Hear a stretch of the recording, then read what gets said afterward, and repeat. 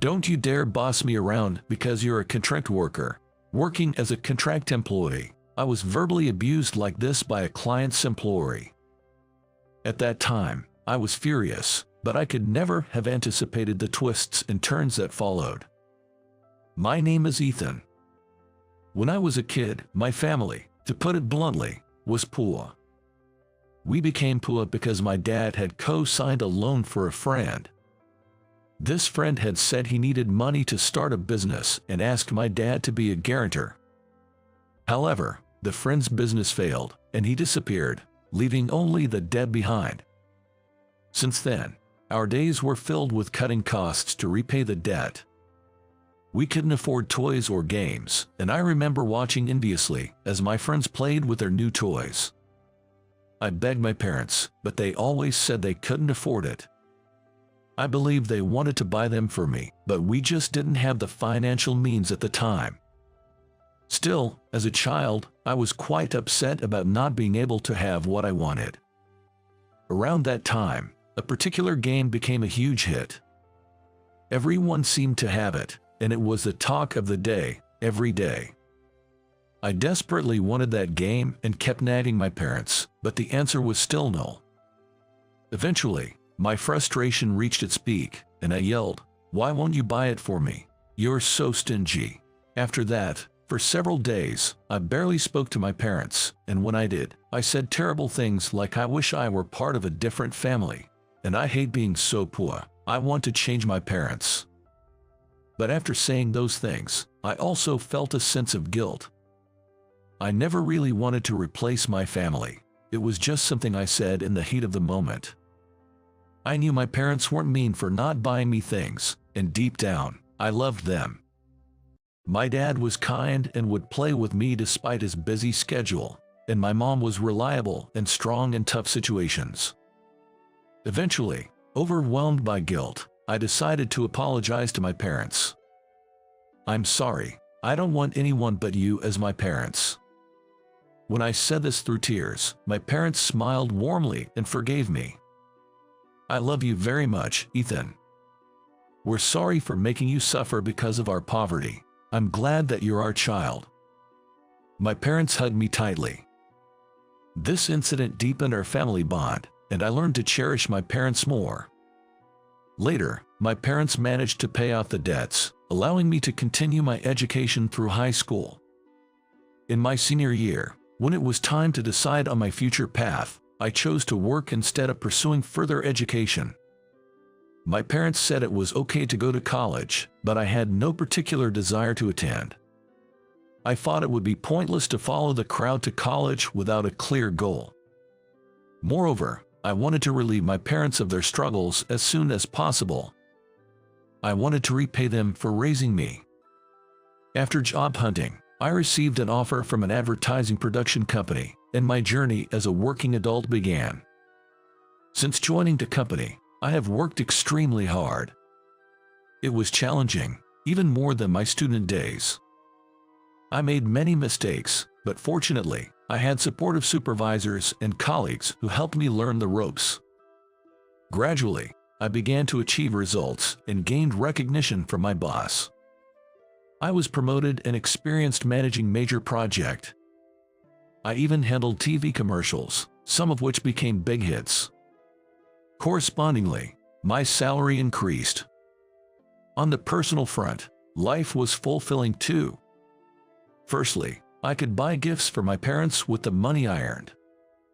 They both teared up with joy when I bought them brand-name bags.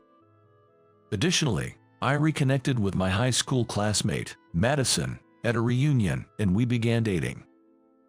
2 years into our relationship, at Christmas, I proposed and we decided to get married. I was busy with work and couldn't pay much attention to Madison after marriage, but she never complained and was understanding. She was proactive in household chores, which was a big help. Thanks to her support, I could focus on work and successfully led several big projects. My life was going smoothly. However, decades after I started working, our company was acquired by a multinational corporation. This led to staff reductions, and voluntary retirement was offered. I considered raising my hand. Having worked non-stop since high school, I felt the need for a break. I thought I deserved a rest after all the hard work. Above all, I wanted to spend more time with my wife, Madison. Due to my frequent overtime and weekend work, we hardly spent time together. She must have felt lonely. Yet, she always cared for me, and I wanted to spend quality time with her. With sufficient savings and Madison's support, I decided to retire. Post-retirement life was relaxed and different. We decided to go on a hot spring trip, staying at a scenic mountain hotel in Colorado. The cuisine and hot springs were excellent, offering a refreshing experience. Back from the trip, I started helping with household chores, which I previously couldn't assist with. Cleaning and doing laundry together as a couple turned out to be surprisingly fun. Especially cooking was enjoyable, and planning meals while shopping together became our daily routine. Madison was happy, saying, "I never knew spending time together as a couple could be this enjoyable." We also visited my parents, helping them with chores and taking trips together. My aging parents seemed rejuvenated with my frequent visits. I was enjoying my post-retirement life, but after about 2 years, the desire to work again grew strong. While leisurely living had its merits, I craved the structure that work provided. However, I didn't want to return to the grind. Valuing family time, I wasn't interested in full-time work. Part-time or contract work seemed ideal. Madison agreed, saying, "You've had enough rest, and as long as you balance family time, it's fine." Thus, I began job hunting and eventually joined an electronics manufacturer as a contract employee. As a contract worker, I was assigned simple administrative tasks and errands. But I was happy to be working. Even small tasks contribute to someone's work. Being able to help in any way is gratifying.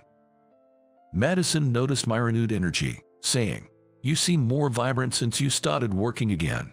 Work really suits you." One day, an unusual task came up. I was asked to attend a negotiation with a component manufacturer. They specifically requested me, and it was a meeting for a new product developed jointly by our company and theirs. I accepted, seeing it as a chance to utilize my expertise from my advertising days. Not only the manufacturing process, but also how to promote the product was on the agenda, offering an excellent opportunity to apply my previous knowledge. Eagerly, I thoroughly reviewed the pre-meeting documents that were provided. Then came the day of the negotiation. Together with a colleague, I headed to the designated conference room 5 minutes before the scheduled time. Upon entering, I found that the other party hadn't arrived yet. Expecting them to arrive soon, we waited, but even at the appointed time, they didn't show up.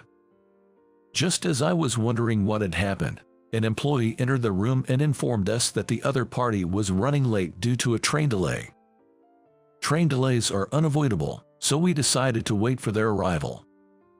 About 30 minutes later, the representatives from the component manufacturer rushed in. He appeared to be in his 20s, a very young man. His name was Hayden.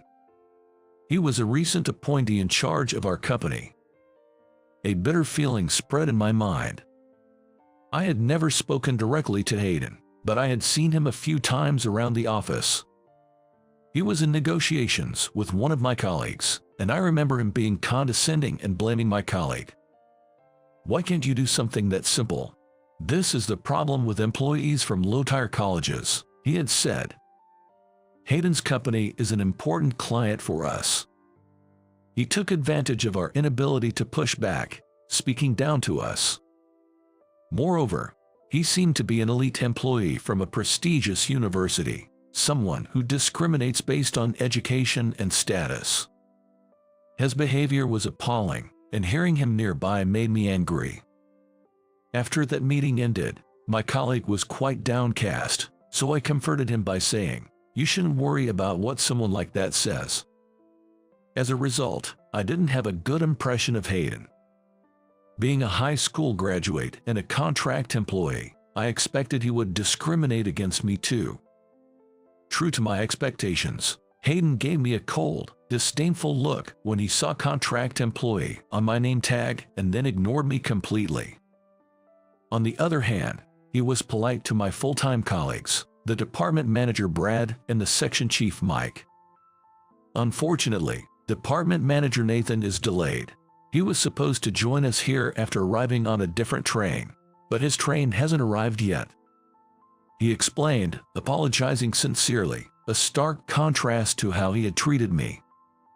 Feeling a bit dismayed at Hayden's behavior, we decided to start the meeting without waiting for Nathan, as it was getting late. The plan for the day was to discuss the details of a new product launch. Hayden started a presentation after distributing the documents to us. He was confident and seemed sure of his opinions. However, several things concerned me. The new product was being marketed as the cheapest in the industry, but that meant using cheaper components, significantly lowering the quality. This could lead to accidents during use, and necessary costs like labor expenses would have to be significantly reduced. Underpaying workers is a problem. Moreover, there were issues with the advertising strategy. While using TV and web advertisements was a good idea, the content of the ads was lackluster. They didn't seem to stimulate purchasing desires. Brad and Mike also seemed unconvinced, so I pointed out these issues one after the other. Considering all these points, I think it would be better to rethink the plan. I concluded. Hayden looked visibly displeased. Look, this product is aimed at general households. Of course, a lower price is better. Our company's consumer surveys also indicated a strong preference for pricing, he argued. But this product is a major project for our company. If an accident occurs during use, the consequences will be irreversible. We must ensure it's developed satisfactorily before launching. I counted. Hayden became more annoyed and pointed at my name tag. Shut up, will you? You're just a contract employee. Don't overstep your bounds. Please calm down. Whether I'm a contract employee or not shouldn't matter right now, I said. I was fed up with Hayden's discriminatory attitude, but I tried to soothe him. However, Hayden, frustrated, grabbed a nearby water bottle and angrily splashed its contents at me, saying, "Don't get cocky because you're a contract worker." Ugh. Caught off guard, I couldn't dodge in time and ended up drenched in tea. As tea dripped down from my head, Brad and Mike hurriedly offered me handkerchiefs, while Hayden smirked mockingly. This is what happens when a contract worker gets too presumptuous, he scoffed. That's too much. He's gone too far, I thought. I wanted to yell, but he represented an important client. So, I held back my anger.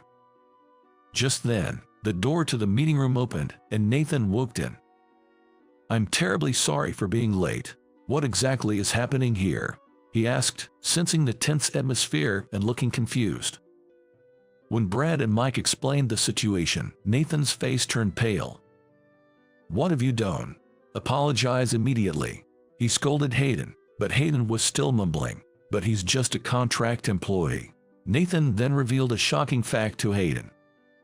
"Listen, Ethan here previously worked at an advertising agency and had created a commercial for our company. Yes, the one that's still airing," he said.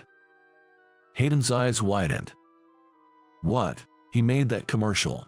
"Yes. As you know, that commercial became a huge hit and significantly raised our company's profile. The profits it generated are immeasurable. That's where everyone in our company, including President Thompson, respects Ethan. He's a hero to us. We invited him here today, expecting valuable advice," Nathan explained. Realizing the gravity of the situation, Hayden looked completely flustered. "Ethan, Hayden is new to our company and was unaware of your background. I'm truly sorry for his behavior," Nathan said, attempting to apologize more, which I quickly stopped. Hayden, reversing his earlier attitude, and apologized. "I'm sorry. I had no idea you were such a remarkable person and was disrespectful, he admitted. I couldn't help but smile wryly at his drastic change. Yet, since he apologized, I chose to forgive him. Hayden, let's let this go. It's common to make mistakes when young. I too made many when I was younger, I remarked. Hayden's face showed relief. Then, looking at him, I added, however, judging people by their education or position isn't right. True value lies within a person. Aim to be great in character, not just in education. Hayden nodded solemnly. I was raised in a family that valued academic achievement and always thought that people with high education or status were remarkable. But this incident has shown me that I was wrong. From now on, I will properly engage with people, he said. Hearing this, I felt a sense of relief. He would surely grow in the right direction from now on. Looking again at the documents, I said, Hayden, your documents are very well prepared, and your explanation was clear. The strategy of creating a low-cost product and using web advertisements is not wrong. With some revisions, it could be a great plan. Hayden's face brightened. Understood. I'll make the necessary corrections before our next meeting, he replied. Later, I learned that Hayden was demoted and couldn't be promoted for some time. He was being strictly trained under Nathan. A month later, we had another meeting. Hayden apologized again for his previous misconduct and presented a revised plan. The new content was significantly improved. The product, utilizing new materials, achieved cost reduction without compromising safety, greatly enhancing its safety features. This way, we can confidently launch it in the market. The content of the advertisement was also problem-free. In fact, I had provided various pieces of advice regarding this. Hayden took them seriously. He himself had studied advertising in depth, resulting in a campaign that would surely resonate with consumers. Hayden, well done. Both the product and the advertising look great, I said after his presentation. His face lit up with joy. Thanks to you, Ethan. I'll keep working hard for the success of this project, he said, his eyes clear, showing his sincere change of heart. Accepting mistakes, facing oneself and others, and growing from them, that's what life is all about, I realized. Thus, despite some initial troubles, the project progressed smoothly, and the product became a big hit. The advertisement also became a hot topic on social media for its creativity. I was offered a position as a full-time employee in recognition of my achievements, but I declined. My desire to prioritize time with Madison was stronger, so the flexibility of being a contract worker suited me better.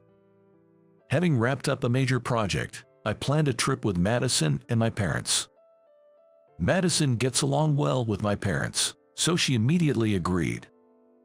It had been a while since our whole family traveled together, creating joyful memories. We decided to make such occasions a regular event. I was furious when Hayden splashed tea on me, but I'm glad things turned around positively. It was a refreshing reminder of the joy of working. However, for me now, my family, including Madison, is more important. My ability to come this far in life is thanks to my family.